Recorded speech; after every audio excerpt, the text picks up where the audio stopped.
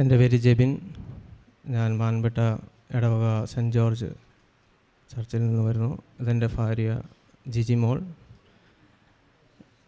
ഞങ്ങൾ ഒക്ടോബർ 13 ഇവിടെ വന്ന് ഉടമ്പടി എടുക്കുന്നത്. അപ്പോൾ ഞങ്ങളുടെ ആദ്യത്തെ നിയോഗം ഞങ്ങൾക്ക് ഏതെങ്കിലും ഒരു യൂറോപ്യൻ രാജ്യത്ത് സെറ്റിൽഡ് ആവുക എന്നുള്ളതായിരുന്നു. കാരണം ഞങ്ങൾ രണ്ടുപേരും സൗദിയിൽ വർക്ക് ചെയ്തു. അപ്പോൾ എനിക്ക് രണ്ടാമതൊരു മോളും കൂടെ ഉണ്ട്, വീട്ടിലാണ്. അപ്പോൾ എനിക്ക് പേരൻസിന് ആരോഗ്യ പ്രശ്നങ്ങളുള്ളതുകൊണ്ട് എനിക്ക് വീട്ടിൽ നിൽക്കേണ്ട ഒരു അവസ്ഥ വന്നു. അപ്പം ഞങ്ങൾ രണ്ടുപേരും രണ്ട് സ്ഥലത്തായതുകൊണ്ട് സൗദിയിൽ ഞങ്ങൾക്ക് രണ്ട് പേർക്കും കൂടെ നിൽക്കാനായിട്ട് പറ്റില്ല. കാരണം അവിടെ ലെവി കാര്യങ്ങളൊക്കെ ഭയങ്കരമായിട്ട് കൂടുതലാണ്. അപ്പോൾ ഞങ്ങളങ്ങനെ ഒരു ഫസ്റ്റ് നിയോഗം ആയിട്ട് ഞങ്ങളങ്ങനെ വെച്ച് മാതാവിനോട് പ്രാർത്ഥിച്ചു. 3 ദിവസം കഴിഞ്ഞപ്പം എൻ്റെ ബ്രദറിൻ്റെ വൈഫും ന്യൂസിലാൻഡിലാണ്. ഈ നിയോഗം വെച്ച് 3 ദിവസം കഴിഞ്ഞപ്പോൾ എന്നെ വിളിക്കുകയാണ്, ജിബിനെ ജിജിയുടെ ബയോഡാറ്റയും അതുപോലെ തന്നെ നേഴ്സിങ്ങിൻ്റെ സർട്ടിഫിക്കറ്റ്, ഇപ്പോൾ ജോലി ചെയ്തുകൊണ്ടിരിക്കുന്നതിൻ്റെ സർട്ടിഫിക്കറ്റ്, പ്രൊസീവിങ് സർട്ടിഫിക്കറ്റ് എല്ലാം കൂടെ എനിക്ക് അങ്ങനെ കുറേ ഡോക്യുമെൻറ്റ്സ് എല്ലാം കൂടെ അവൻ പറഞ്ഞു അതെല്ലാം കൂടെ പെട്ടെന്ന് അയച്ചു കൊടുക്കാൻ പറയുകയാണ്. അപ്പോൾ ഞാൻ പറയുന്നു, ഞാനപ്പം എൻ്റെ ബ്രദറിനോട് ചോദിച്ചു, ഒന്നാമത്തെ കാര്യം അങ്ങോട്ട് പോകണമെങ്കിൽ ഒത്തിരി ക്യാഷാവും, പിന്നെ OET എഴുതി പാസ്സായിട്ടില്ല, ഒന്നും കൊണ്ടും നമ്മൾ പ്രിപ്പയർഡ് അല്ല. അപ്പം ബ്രദർ പറയുകയാണ്, അവിടെ പുതിയൊരു നിയമം വന്നു, എംപ്ലോയർക്ക് ഒരു എംപ്ലോയീനെ ആവശ്യമുണ്ടെങ്കിൽ ഇൻ്റർവ്യൂ നടത്തി അയാൾ അതിന് ക്വാളിഫൈഡ് ആണെങ്കിൽ വിസ പ്രൊവൈഡ് ചെയ്യാം എന്നുള്ളൊരു നിയമം വന്നു എന്ന് പറഞ്ഞു. അപ്പോൾ ഞങ്ങൾക്ക് പെട്ടെന്ന് ഞങ്ങളോർത്ത് ഉടമ്പടി വെച്ചുകൊണ്ട് മാതാവ് തന്ന ആ ഒരു വിശ്വാസത്തിൽ ഞങ്ങൾ ഇത് മുമ്പോട്ട് പോവുകയാണ്. കാര്യങ്ങളെല്ലാം കൊടുത്തു, ഇൻ്റർവ്യൂ വന്നു. അപ്പോൾ എൻ്റെ വൈഫ് എന്നോട് പറഞ്ഞു, ഇംഗ്ലീഷ് കുറച്ചൊക്കെ അറിയാമെങ്കിലും അവിടുത്തെ പ്രൊനൗൺസിയേഷൻ കാര്യങ്ങളൊന്നും നമുക്കത്ര ഇതല്ലല്ലോ. അപ്പം പുള്ളിക്കാരത്ത് പറഞ്ഞു, ഞാൻ ഫെയിലാകുമായിരിക്കും, എനിക്ക് അവിടുത്തെ പ്രൊനൗൺസിയേഷനൊന്നും അറിയത്തില്ല, എനിക്ക് അത്ര ഇംഗ്ലീഷ് ഞാൻ അത്ര കോൺഫിഡൻ്റ് അല്ല എന്നൊക്കെ പറഞ്ഞു. അപ്പം ഞങ്ങൾ പറഞ്ഞു, ഇങ്ങനെ നമ്മൾ ഉടമ്പടി എടുത്തുകൊണ്ട് അത് മാതാവ് നോക്കിക്കോളും. ഞാൻ ഉടമ്പടി എടുത്തപ്പോൾ കിട്ടിയ കാശുരൂപം ജിജിയുടെ കയ്യിൽ കൊടുത്തിരുന്നു, നീ ഇത് കയ്യിൽ വെച്ച് ഇൻ്റർവ്യൂ അറ്റൻഡ് ചെയ്താൽ പറഞ്ഞിരുന്നു. അപ്പോൾ ഇൻ്റർവ്യൂ അറ്റൻഡ് ചെയ്തപ്പം അപ്പോൾ അവരൊന്നും പറഞ്ഞില്ല, അറിയിക്കാമെന്ന് പറഞ്ഞു. 2 ദിവസം കഴിഞ്ഞപ്പം ഇൻ്റർവ്യൂ പാസ്സായി ഒരു ഓഫർ ലെറ്റർ വരുവാണ്, ഇനി നിങ്ങൾ വിസ പ്രോസസ്സിങ് സ്റ്റാർട്ട് ചെയ്തോളാൻ പറയുകയാണ്. അപ്പം എല്ലാം പെട്ടെന്നാണ് കേട്ടോ. അപ്പോൾ വിസ പ്രോസസ്സിങ് സ്റ്റാർട്ട് ചെയ്തുകൊണ്ടിരുന്ന സമയത്ത് നമുക്ക് മെഡിക്കൽ എടുക്കണം. അപ്പം മെഡിക്കലിൻ്റെ കാര്യം വന്നപ്പോൾ ഞങ്ങൾക്കറിയാം, വർഷങ്ങളായിട്ട് ജിജിക്ക് ലങ്സിന് പാച്ചസ് ഉണ്ട്. അപ്പോൾ മെഡിക്കൽ ഫെയിലിയർ ആവും, അത് ഉറപ്പാണ്. അപ്പം ഞങ്ങൾ മാതാവിൽ സമർപ്പിച്ച്, ഈശോയിൽ സമർപ്പിച്ച് ഞങ്ങൾ ട്രിവാൻഡ്രം കിംസ് ഹോസ്പിറ്റൽ, അവിടെയാണ് ഇതിൻ്റെ ന്യൂസിലാൻഡിലുള്ള, കേരളത്തിൽ അതേ ഹോസ്പിറ്റലുള്ളൂ. അവിടെ ഞങ്ങൾ പോയി മെഡിക്കൽ എടുത്തു. ബാക്കിയെല്ലാം ഓക്കെയാണ്. പക്ഷേ ലങ്സിൻ്റെ എക്സ്റേ എടുത്തപ്പം അത് ഫെയിലിയറാണ് കാണിക്കുന്നത്. അപ്പോൾ നമ്മൾ ഈ റിസൾട്ട് അവർ തന്നെ നമുക്ക് തരത്തില്ല, ഹോസ്പിറ്റലുകാർ അവർ തന്നെ എംബസിക്ക് അയച്ചു കൊടുത്ത് അവർ നമുക്ക് തിരിച്ച് റിപ്ലൈ തരുവാണ്, നിങ്ങളുടെ ലങ്സിൽ പാച്ചസ് ഉണ്ട്, അതുകൊണ്ട് നിങ്ങൾ റീമെഡിക്കൽ ചെയ്യണമെന്ന് പറയുകയാണ്. അപ്പോൾ വൈഫിന് തിരിച്ച് സൗദിക്ക് പോകാനുള്ള ടൈമായി. സൗദിയിൽ ഇങ്ങനെ ഇതിന് അലോഡായിട്ടുള്ള ഹോസ്പിറ്റൽ ഉണ്ടോ ഇല്ലെന്ന് ഞങ്ങൾക്കറിയില്ല. പിന്നെ അതെല്ലാം പെട്ടെന്ന് തന്നെ ഓരോരുത്തർ വരികയായിട്ട് ഇന്ന ഹോസ്പിറ്റലിൽ പോയാൽ മതി എന്നെല്ലാം പറഞ്ഞ് ഇതിന് വേണ്ടിയിട്ടുള്ള ഒരു ഹോസ്പിറ്റലിൻ്റെ ഇവരുടെ ഹോസ്പിറ്റലിൻ്റെ തൊട്ടടുത്ത് തന്നെ, ജിജി വർക്ക് ചെയ്യുന്ന ഹോസ്പിറ്റലിൻ്റെ തൊട്ടടുത്ത് തന്നെ അതങ്ങനെ ഒരു ഹോസ്പിറ്റലുണ്ട്. അവിടെ പോയി സ്പൂട്ടം കൾച്ചർ ടെസ്റ്റ് ചെയ്യണമെന്ന് പറഞ്ഞു. കാരണം ലങ്സ് പാച്ചസ് ആണ്, TBയുടെ ആയിരിക്കും എന്നുള്ള രീതിയിൽ സ്പൂട്ടം കൾച്ചർ ടെസ്റ്റ് ചെയ്യണമെന്ന് പറയുകയാണ്. അപ്പോൾ സ്പൂട്ടം കൾച്ചർ ടെസ്റ്റ് ചെയ്ത് വളരെ പേടിച്ച് മാതാവിനെ ഇതുപോലെ തന്നെ കാശുരൂപം നമ്മൾ ജിജിയുടെ കയ്യിലുണ്ടായിരുന്നു. അങ്ങനെ പ്രാർത്ഥിച്ചു. ഞാനപ്പോൾ ആ സമയത്തൊക്കെ ഇവിടെ നിന്നിരുന്ന് പ്രാർത്ഥിക്കുമായിരുന്നു. ഇതുപോലെ മാതാവിനെ പ്രദക്ഷിണമായിട്ട് വരുമ്പോൾ ഞാനിങ്ങനെ ഓരോ റിസൾട്ടും മാതാവിന് നേരെ കാണിച്ച് ഇങ്ങനെ പ്രാർത്ഥിക്കുമായിരുന്നു, മാതാവേ ഈ തവണയെങ്കിലും ഒന്ന് പാസ്സാക്കി തരണേന്ന്. അപ്പോൾ സ്പൂട്ടം കൾച്ചർ നെഗറ്റീവാണ്, കുഴപ്പമൊന്നുമില്ല, TB ഒന്നുമില്ല. അത് നല്ല സമയം എടുത്തു, 2-3 ആഴ്ചയോളം എടുത്തു അതിൻ്റെ റിസൾട്ട് വരാനായിട്ട്. കുഴപ്പമൊന്നുമില്ല, നെഗറ്റീവാണ്. അപ്പോൾ ഇത് എന്തിൻ്റെ ആയിരിക്കും, ലങ്സ് ക്യാൻസർ ആയിരിക്കുമെന്നാണ് അടുത്ത ഡോക്ടർ പറയുന്നത്. അപ്പോൾ CT സ്കാൻ എടുക്കണമെന്ന് പറഞ്ഞു. അടുത്ത 3ാമത് CT സ്കാൻ അവിടെ വീണ്ടും എംബസിയിൽ നിന്ന് മെയിൽ വന്നു, നിങ്ങൾ മെഡിക്കൽ ഫെയിലാണ്, അപ്പം നമുക്ക് ശരിക്കും പറഞ്ഞാൽ എൻ്റെ ബ്രദറൊക്കെ അവിടെ നിന്ന് വിളിച്ച് പറഞ്ഞു, സാധാരണ ഇങ്ങനെ വന്നു കഴിഞ്ഞാൽ സെക്കൻഡ് അറ്റംപ്റ്റൊക്കെ ആകുമ്പോഴത്തേക്ക് അവർ വിസ പ്രോസസ്സിങ് അങ്ങ് സ്റ്റോപ്പ് ചെയ്യും, കാരണം ലങ്സിലൊക്കെ അങ്ങനെ ഇതുണ്ടെങ്കിൽ അത് പാടാമെന്ന് പറഞ്ഞപ്പം. അപ്പോൾ അവരെ ക്യാൻസലൊന്നും ചെയ്തില്ല, ഒന്നുകൂടെ എടുക്കാൻ പറയുകയാണ്. മൂന്നാമത് പോയപ്പോഴത്തേക്കും ഞാനിവിടെ വന്നു. അപ്പോൾ വൈഫ് അവിടെ ടെസ്റ്റിന് വേണ്ടി CT സ്കാന് വേണ്ടി പോയേക്കുവാണ്. അപ്പോൾ ഞാൻ ഇവിടെ ജോസപ്പച്ചനെ കാണാമെന്നോർത്ത് രാവിലെ വന്നു, അച്ഛനോട് കാര്യം പറഞ്ഞൊന്ന് പ്രാർത്ഥിച്ച് ബ്ലെസ്സിങ്സ് മേടിക്കാമെന്നോർത്തുകൊണ്ട് വന്നു. അപ്പോൾ അച്ഛനെ കാണാൻ പറ്റിയില്ല. അച്ഛൻ ഇവിടെ വന്നിരുന്നു. വന്നിട്ട് ജസ്റ്റ് പെട്ടെന്ന് ആൾക്കാരെ നിന്ന് ക്ലാസ് എടുത്തിട്ട് പെട്ടെന്ന് അച്ഛൻ എന്തോ കേസിൻ്റെ കാര്യം എന്ന് പറഞ്ഞ് അച്ഛൻ പെട്ടെന്ന് പോയി, ആരെയും കണ്ടില്ല. അപ്പോൾ ഞാൻ ഇവിടെ ഇരുന്ന് അഖണ്ഡജപമാലയിൽ ഇങ്ങനെ പ്രാർത്ഥിക്കുകയാണ്. അപ്പോൾ ഉച്ച ഞാനിപ്പോൾ മാതാവിനോട് പറഞ്ഞു, മാതാവേ എനിക്ക് എന്തെങ്കിലും ഒരു ഇത് തരണം, എന്തെങ്കിലും ഒന്ന് കാണിച്ചു തരണം, എനിക്ക് എന്തെങ്കിലും ഒരു അടയാളം തരണം. കാരണം അത്ര വിഷമത്തിലാണ് ഞങ്ങളിരുന്നത്, കാരണം എല്ലാം കൈ വന്ന് കിട്ടി. അപ്പോൾ മെഡിക്കലിൻ്റെ പേരിൽ ഇനി അത് ഫെയിൽ ആവണ്ടല്ലോ എന്ന് പറഞ്ഞ് ഭയങ്കരമായിട്ട് പ്രാർത്ഥിക്കണം. അപ്പോൾ ഉച്ചയായപ്പോഴത്തേക്കും ഞാൻ ഈ പ്രാർത്ഥന അഖണ്ഡജപമാല കഴിഞ്ഞ് ഞാൻ നോക്കുമ്പോഴത്തേക്കും ഈ സൈഡിൽ ജോസപ്പച്ചൻ വന്ന് നിൽക്കുന്നു, കുറച്ച് ആൾക്കാർ, ഒത്തിരി ആൾക്കാർ കൂടി നിൽക്കുന്നു. അപ്പോൾ എന്നെ ആരോ പൊക്കി എടുത്തുകൊണ്ട് പോകുന്നത് ഞാൻ ആ അച്ഛൻ്റെ ഫ്രണ്ടിൽ പെട്ടെന്ന് ചെന്നു. അപ്പോൾ അച്ഛൻ പെട്ടെന്ന് കാറിലേക്ക് പോവുകയാണ്, അച്ഛൻ എന്തോ തിരക്ക് പിടിച്ച് കാറിലേക്ക് പോവുകയാണ്. അപ്പോൾ എൻ്റെ കയ്യിൽ വൈഫിൻ്റെ ഫോട്ടോ ഉണ്ടായിരുന്നു. ഞാൻ അച്ഛനെ കാണിച്ച്, കാരണം വൈഫ് ഇവിടെ ഇല്ല. അപ്പോൾ അച്ഛനെ കാണിച്ചു, അച്ഛൻ ഒന്ന് പ്രാർത്ഥിക്കണം, മെഡിക്കൽ പാസ്സാകുന്നില്ല എന്ന് പറഞ്ഞായിരുന്നു. അച്ഛൻ പെട്ടെന്ന് ഫോട്ടോ മേടിച്ചിട്ട് ബ്ലെസ് ചെയ്ത് പ്രാർത്ഥിച്ചു, മെഡിക്കൽ പാസ്സാകണമെന്ന് പറഞ്ഞ് എൻ്റെ കയ്യിൽ തന്നു. അപ്പോൾ ഞാൻ വൈഫിനെ വിളിച്ച് പറഞ്ഞു, ഇങ്ങനെ അച്ഛൻ ബ്ലെസ് ചെയ്ത് പ്രാർത്ഥിച്ചിട്ടുണ്ട്, നമുക്ക് പ്രാർത്ഥിക്കാം. അപ്പോൾ വീണ്ടും മൂന്നാമത്തെ റിസൾട്ട് നമുക്ക് കിട്ടുന്നില്ല, എംബസിയിൽ നിന്ന് ന്യൂസൊന്നുമില്ല. അപ്പോൾ ഒരാഴ്ച കഴിഞ്ഞിട്ട് വീണ്ടും പുള്ളിക്കാരത്തി ഈ ഹോസ്പിറ്റലിൽ ചെന്നിട്ട് ചോദിക്കുകയാണ്. അപ്പോൾ അവിടുത്തെ ഒരു സിസ്റ്റർ പറഞ്ഞു, ഞങ്ങൾക്ക് ഇങ്ങനെ റിസൾട്ട് തരാനുള്ള അധികാരമില്ല, എങ്കിലും ഞാൻ നോക്കട്ടെ എന്ന് പറഞ്ഞിട്ട് പുള്ളിക്കാരത്തി ആ സിസ്റ്റത്തെ നോക്കിയിട്ട് കമ്പ്യൂട്ടർ നോക്കിയിട്ട് റിസൾട്ട് വായിച്ച് ഏൽപ്പിക്കുകയാണ്. ഇതൊരു ഒന്നെങ്കിൽ ഓൾഡ് TB അല്ലെങ്കിൽ ഒരു ലങ്സ് ക്യാൻസർ ആയിരിക്കാം എന്നുള്ള റിപ്പോർട്ടാണ് പോയിരിക്കുന്നത്. അപ്പോൾ ഞങ്ങൾ 100% ഉറപ്പിച്ച് ഇത് കിട്ടത്തില്ല, കാരണം ഹെൽത്ത് കെയറിലേക്ക് പുള്ളിക്കാരത്തി നേഴ്സാണ്, ഹെൽത്ത് കെയറിലേക്ക് ഇപ്പോൾ പോകുന്നത്. അപ്പം കിട്ടത്തില്ലെന്ന് ഞങ്ങൾ, എന്നാലും ഒരു ചെറിയ പ്രതീക്ഷ, ഇത്രയും കൊണ്ട് തന്ന മാതാവ് എന്തെങ്കിലും തരും, നമുക്ക് തരാതിരിക്കത്തില്ല, പ്രാർത്ഥിക്കാം. നമുക്ക് അച്ഛൻ പറഞ്ഞ പോലെ ഒരു ഗ്രേസ് പീരീഡ് അന്ന് പക്ഷേ നമുക്കറിയത്തില്ല. അച്ഛൻ ഇന്നിപ്പോൾ പറഞ്ഞപ്പോൾ നമുക്കത് ആ ഗ്രേസ് പീരീഡ് ഞങ്ങൾ ഒത്തിരി പ്രാർത്ഥിക്കുക, ഉപവാസം, നോയമ്പ് എടുക്കുകയൊക്കെ ചെയ്തു ആ സമയത്ത്. അപ്പോൾ അവർ പറഞ്ഞു അവർ ഓൾറെഡി അയച്ചിട്ടുണ്ടെന്ന് പറഞ്ഞു. മാർച്ചിൽ ഞാൻ ബ്രദറിനോട് പറഞ്ഞു, ഇതൊന്നും ആകുന്നില്ലെന്ന് തോന്നുന്നു. അപ്പോൾ അവർ പറഞ്ഞു നമുക്ക് പ്രാർത്ഥിക്കാമെന്ന് പറഞ്ഞു. 2-3 ദിവസം കഴിഞ്ഞപ്പോൾ ഞാൻ മെയിൽ നോക്കുമ്പം ജിജിയുടെ മെയിലിൽ ഇങ്ങനെ വന്ന് കിടക്കുകയാണ്, നിങ്ങളുടെ വിസ ഇഷ്യൂ ആയിട്ടുണ്ട്, നിങ്ങൾക്ക് ഹെൽത്തിൽ ഒരു കുഴപ്പമില്ല, നിങ്ങൾക്ക് ന്യൂസിലാൻഡിൽ വന്ന് വർക്ക് ചെയ്യാനുള്ള വിസ ഇഷ്യൂ ആയിട്ടുണ്ടെന്ന് പറഞ്ഞുകൊണ്ട് ഞങ്ങൾക്ക് വിസ അടിച്ച് കിട്ടി. അപ്പോൾ അത് കഴിഞ്ഞ് ഇപ്പോൾ ഈ 27-ാം തീയതി വൈഫ് പോവുകയാണ്. 27-ാം തീയതി രാവിലെ വൈഫ് അങ്ങോട്ട് പോവുകയാണ്. അപ്പോൾ അതിൻ്റെ ഇടയ്ക്ക് ഡ്രൈവിംഗ് ലൈസൻസ് എടുക്കണമെന്ന് പറഞ്ഞു. വണ്ടിയിലൊന്നും അറിയത്തില്ല. അപ്പോൾ ആ ഡ്രൈവിംഗ് ലൈസൻസ് 3-ാമത്തെ തവണ പോകുന്നതിന് ഒരു ദിവസം മുമ്പ്, സൗദിക്ക് പോകുന്നതിന് ഒരു ദിവസം മുമ്പ് അത് പാസ്സായി കിട്ടി. പിന്നെ എനിക്ക് ഏറ്റവും വലിയ രണ്ടാമത്തെ നിയോഗമായിട്ട് ഞാൻ വെച്ച് എൻ്റെ 2 കുട്ടികളെയും മാതാവ് ഏറ്റെടുക്കണമേ, അവരെ സംരക്ഷിക്കണമേ. കാരണം കുഞ്ഞു പിള്ളേരാണ്, നമ്മൾ എത്രമാത്രം നോക്കിയാലും ദൈവത്തിൻ്റെ ഒരു കൃപ വേണമെന്നുള്ള രീതിയിൽ ഞാൻ മാതാവിനോട് പറഞ്ഞു, മാതാവേ അവരെ അങ്ങ് ഏറ്റെടുത്ത് നോക്കണമേ എന്ന് പറഞ്ഞിരുന്നു.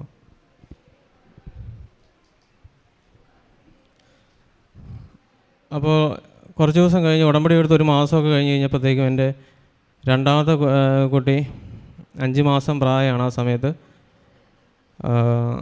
എൻ്റെ അമ്മ ഞാൻ ഇരിക്കുന്ന എൻ്റെ ഫ്രണ്ടിൽ ഒരു പായിട്ട് കൊണ്ടേ കിടത്തിയിട്ട് പറഞ്ഞു, ഞാനിപ്പോൾ വരാമെന്ന് പറഞ്ഞു. അപ്പോൾ ഞാൻ കൊച്ച് ഫ്രണ്ടിൽ കിടപ്പുണ്ട്. ഞാനപ്പോൾ മൊബൈലിൽ നോക്കി ഇങ്ങനെ ഇരിക്കുകയാണ്. അപ്പോൾ എൻ്റെ മൂത്ത കൊച്ച് 2ാമത്തെ കൊച്ചിൻ്റെ അടുത്ത് വന്ന് ഇരിക്കുന്നത് ഞാൻ കണ്ടു. ഞാൻ നോക്കുമ്പോൾ ഉപദ്രവിക്കുന്നൊന്നുമില്ല, അടുത്ത് ഇരിപ്പുണ്ട്. കുറച്ച് കഴിഞ്ഞപ്പോഴത്തേക്കും എൻ്റെ 2ാമത്തെ കൊച്ച് ചുമയ്ക്കാൻ തുടങ്ങി, കണ്ണൊക്കെ നിറയുന്നുണ്ട്. അപ്പോൾ ഇവൻ അടുത്തിരിപ്പുണ്ട്. അപ്പോൾ എനിക്ക് തോന്നി വായിൽ എന്തെങ്കിലും പൊടിയെല്ലാം കൊണ്ടുപോയിട്ടോന്ന് ഓർത്ത് ഞാൻ നോക്കുമ്പോഴത്തേക്കും ഇവന് കൊച്ചിന് ശ്വാസം കിട്ടുന്നില്ല. അപ്പോൾ ഞാൻ പെട്ടെന്ന് ഫ്രണ്ടിൽ രൂപക്കൂടാണ്, മാതാവിയെന്ന് വിളിച്ച് ഞാൻ കൊച്ചിനെ പെട്ടെന്ന് കമത്തി, നമ്മൾ ഈ ഡോക്ടർമാരൊക്കെ യൂട്യൂബിൽ കാണുന്ന പോലെ ഞാൻ ഈ പൊട്ടിക്കഴിഞ്ഞപ്പോഴത്തേക്കും 1 രൂപ കോയിൻ്റെ വലിപ്പത്തിലൊരു പൊട്ടിയ ഗ്ലാസ്, അതായത് നമ്മൾ ഈ ക്യാൻഡിൽ ഹോൾഡർ 2 ദിവസം മുമ്പ് പൊട്ടിയായിരുന്നു. അതിൻ്റെ ഒരു ചെറിയ പീസ് സോഫയ്ക്കിടയിൽ അങ്ങോട്ട് കിടപ്പുണ്ടായിരുന്നു. ഞങ്ങളൊത്തിരി തൂത്തൊക്കെ അടിച്ചുവാരൊക്കെ കളഞ്ഞാണ്, പക്ഷേ നമ്മൾ കാണാതെ ഒരു പീസ് അതിൻ്റെ ഇടയ്ക്ക് കിടപ്പുണ്ടായിരുന്നു. ഈ കൊച്ചിത് കണ്ട് ഈ കുഞ്ഞു കൊച്ചിൻ്റെ വായിൽ കൊണ്ട് ഇടുകയാണ്. നല്ല ഷാർപ്പായിട്ടുള്ള സാധനമാണ്. അപ്പോൾ ഞാൻ ഈ കൊട്ടി കുറച്ച് കഴിഞ്ഞപ്പോൾ വായിൽ നിന്ന് ഇത് താഴോട്ട് വന്ന് ഞാൻ വിഴുങ്ങിയാൽ പോലും ഞാൻ എത്ര കൂട്ടിയാലും പുറത്തോട്ട് പോലും അത്ര നല്ല 2 രൂപ കോയിൻ വലിപ്പമുള്ളൊരു പീസാണ്, നല്ല ഷാർപ്പായിട്ടുള്ളതാണ്. ഞാനത് കഴിഞ്ഞ് എനിക്ക് കുറച്ച് നേരത്തേക്ക് ഭയങ്കര ഷോക്കായിപ്പോയി ഇത് കണ്ടപ്പം. കാരണം അതിൻ്റെ എഡ്ജൊക്കെ നന്നായിട്ട് ഷാർപ്പാണ്. ഞാൻ കൊച്ചിൻ്റെ വാ തിരിച്ചും മറിച്ചൊക്കെ നോക്കി, മുറിഞ്ഞിട്ടില്ല. അത് എടുത്ത് എൻ്റെ കൈ ചെറുതായിട്ടൊരു ബ്ലഡ് വന്നാൽ കൊച്ചിന് ഒന്നും പറ്റിയില്ല. മാതാവ് പൊതിഞ്ഞ് സംരക്ഷിച്ചു. അതുപോലെ തന്നെ അപ്പോൾ എനിക്ക് ബോധ്യമായി, നമ്മൾ ഈ എഴുതി കൊടുക്കുന്ന കാര്യങ്ങളെല്ലാം മാതാവ് പരിഗണിക്കുന്നുണ്ട്, മാതാവ് കാണുന്നുണ്ട്. ഉടമ്പടി എടുക്കുമ്പോൾ തൊട്ട് മാതാവ് നമ്മുടെ കൂടെ ഉണ്ടെന്നുള്ളൊരു വിശ്വാസം കൂടി വന്നു. അതുപോലെ തന്നെ മൂത്ത ആളുടെ കണ്ണിൽ ഒരു ടോയ് കൊണ്ട് ജസ്റ്റ് മിസ്സായിരുന്നു. താഴെ നല്ല മുറിവുണ്ടായിരുന്നു. വലത്തെ കണ്ണിൻ്റെ താഴെ നല്ല മുറിവുണ്ടായിരുന്നു, പക്ഷേ കണ്ണിന് ഒരു കുഴപ്പവും പറ്റിയില്ല. അങ്ങനെ 2 പിള്ളേരെ മാതാവ് പൊതിഞ്ഞ് സംരക്ഷിക്കുകയാണ്. 3-ാമത്തെ കാര്യം, ഞങ്ങൾക്ക് 2 പേർക്കും ആത്മീയമായിട്ട് ഒത്തിരി വളരാൻ സാധിച്ചു. എനിക്കിപ്പോൾ 30 വയസ്സുണ്ട്.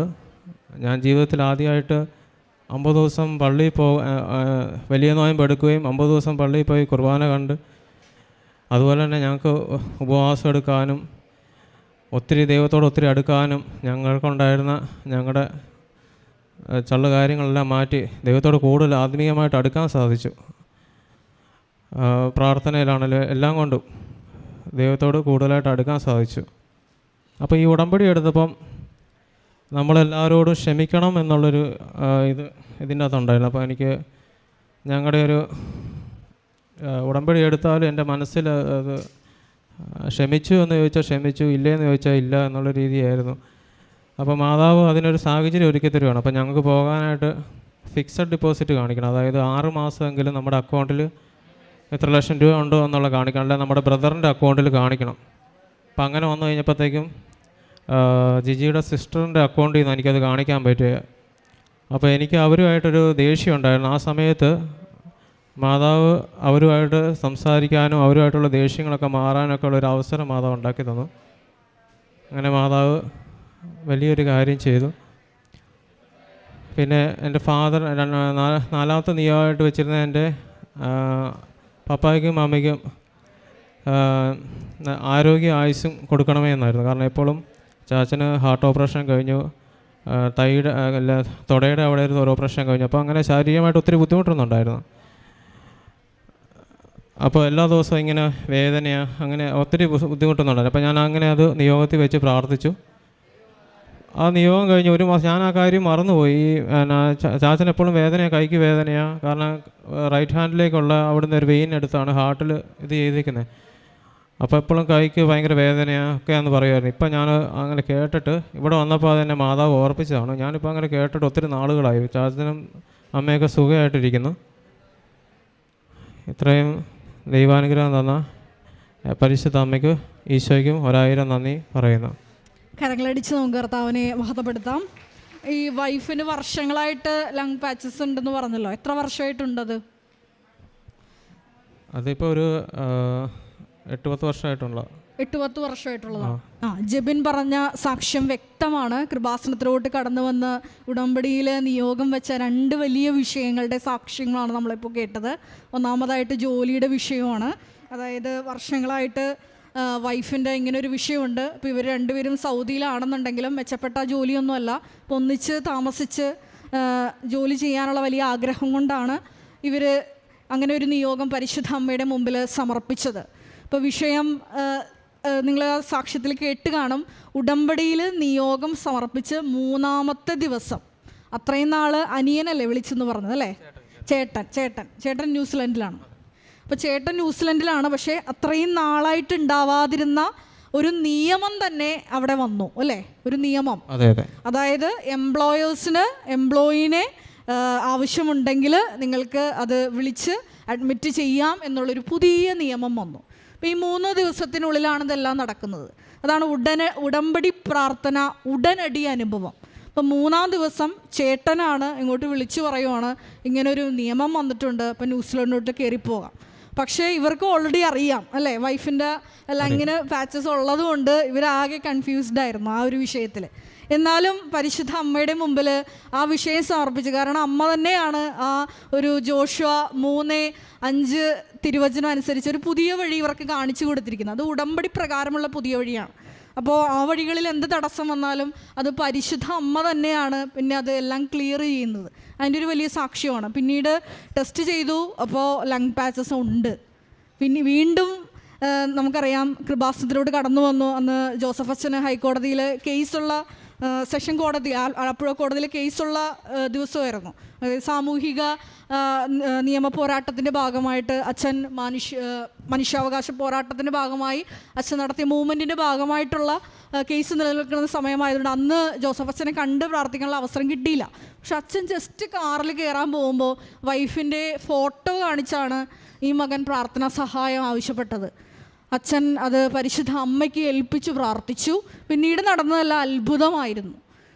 അതായത് ഈ ലങ്ങിന് പാച്ചസ് ഉണ്ടെന്ന് പറഞ്ഞു, 2ാമത് റിപ്പോർട്ട് എടുത്തു, അതിലും പ്രശ്നമുണ്ടെന്നായിരുന്നു പറഞ്ഞിരുന്നത്. പക്ഷേ മെയിൽ വന്നപ്പോൾ അല്ലേ, അല്ല 2ാമത് സ്ഫോടം കൾച്ചർ TB ആണോ എന്ന് അറിയാൻ വേണ്ടിയിട്ട്. അപ്പം സ്ഫോടം കൾച്ചർ ചെയ്തപ്പോൾ നെഗറ്റീവാണ്, TB അല്ല. അതടുത്ത് ക്യാൻസറിൻ്റെ അതിപ്പോൾ എന്താണെന്ന് അറിയാൻ വേണ്ടിയിട്ട് CT സ്കാൻ എടുക്കണമെന്ന് പറഞ്ഞു. CT സ്കാൻ എടുത്തപ്പോഴത്തേക്കും അവർ പറഞ്ഞു ഒന്നെങ്കിൽ ക്യാൻസർ ആയിരിക്കാമെന്ന് പറഞ്ഞു, അല്ലെങ്കിൽ നേരത്തെ TB വന്നതിൻ്റെ ആയിരിക്കാമെന്ന് പറഞ്ഞു. പക്ഷേ ഇങ്ങനെയാണ് റിസൾട്ട് അവർ അയക്കാനിരുന്നത്. മാതാവ് അത് നമുക്ക് വേണ്ടിയിട്ട് മാതാവ് ഇടപെട്ടു.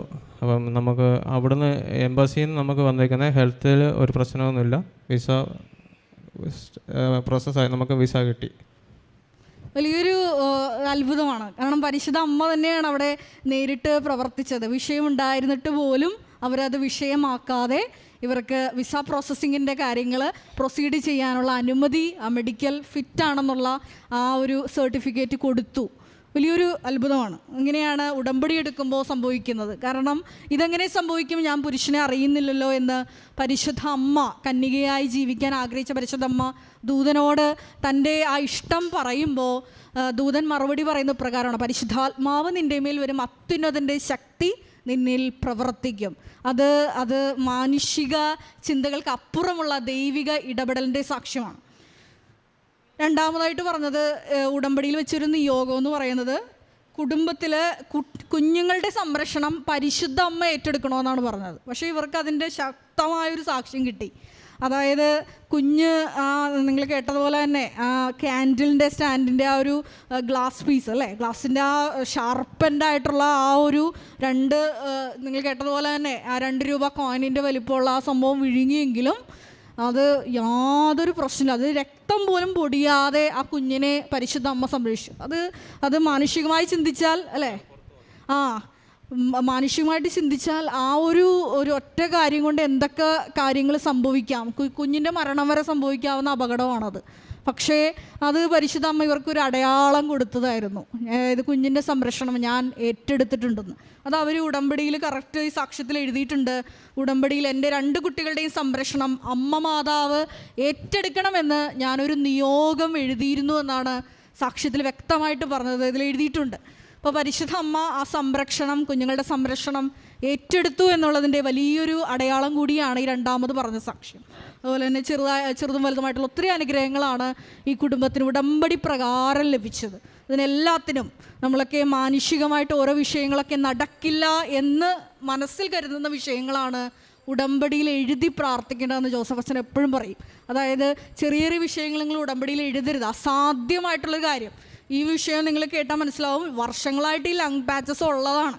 പക്ഷേ ആ വിഷയം പരിശുദ്ധ അമ്മ ഏറ്റെടുത്തപ്പോൾ ന്യൂസിലൻഡിൽ നല്ലൊരു ജോലി നൽകി ഇപ്പോൾ ആ വൈഫ് പോകുവാണെന്നാണ് സാക്ഷ്യത്തിൽ പറഞ്ഞത്. ഉടമ്പടി വഴിയായിട്ട് കിട്ടിയ എല്ലാ അനുഗ്രഹങ്ങൾക്കും പരിശുദ്ധ അമ്മയ്ക്ക് നന്ദി പറഞ്ഞുകൊണ്ട് നമുക്ക് ദൈവത്തെ സ്തുതിക്കാം. Hallelujah, hallelujah. യേശുവേ നന്ദി, യേശുവേ സ്തോത്രം, യേശുവേ ആരാധന.